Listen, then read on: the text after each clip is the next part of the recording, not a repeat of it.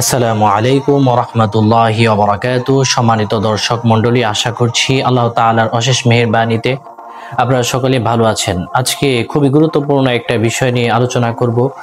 তিনটি আয়াত এমন আছে যে আয়াতগুলো পড়লে আপনার কাছের এবং যে দূরে মানুষগুলো রয়েছে, যারা আপনাকে ছেড়ে চলে গিয়েছে, যাদেরকে আপনি ভালোবাসতেন, আপনার সাথে যোগাযোগ করছে না, ইনশাআল্লাহ এই আয়াতগুলো পড়ার সাথে সাথেই তারা আপনার কাছে ছুটে আসতে বাধ্য হবে এবং দ্রুত তারা আপনার সাথে যোগাযোগ করবে।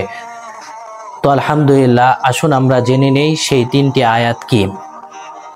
তার আগে আমাদের এই নতুন চ্যানেলটিতে প্রথম হয়ে থাকলে অবশ্যই সাবস্ক্রাইব করে দিবেন এবং আমাদের পাশে থাকবেন ইনশাআল্লাহ। সম্মানিত দর্শক মণ্ডলী, প্রথমে আপনারা নির্জন একটি জায়গায় বসে তিনবার ইস্তেগফার পড়বেন, এভাবে আস্তাগফিরুল্লাহ আস্তাগফিরুল্লাহ আস্তাগফিরুল্লাহ।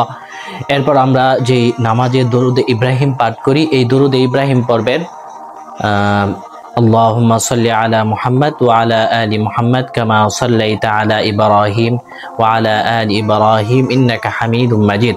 যারা এই দরুদ ইব্রাহিম পারেন না, তারা সাল্লাল্লাহু আলাইহি ওয়াসাল্লাম এটি পড়বেন। এরপর এই আয়াতটি পড়বেন, ওয়া আলকাইতু আলাইকা মাহাব্বাতাম মিন্নি ওয়া আলকাইতু আলাইকা মাহাব্বাতাম মিন্নি। এটা তিনবার পড়বেন। কয়বার? তিনবার পড়ার পর আবার শেষে তিনবার দরুদ পড়বেন। দরুদ পাঠ করে এটা হাতের মধ্যে ফু দিবেন।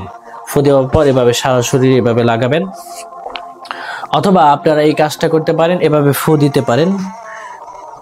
ইনশাআল্লাহ ইনশাআল্লাহ অবশ্যই আপনি পবিত্র হয়ে অজু করার পর যদি এই দোয়াটি পড়েন, ইনশাআল্লাহ আপনার যেই সমস্যা, এই সমস্যার সমাধান হবে।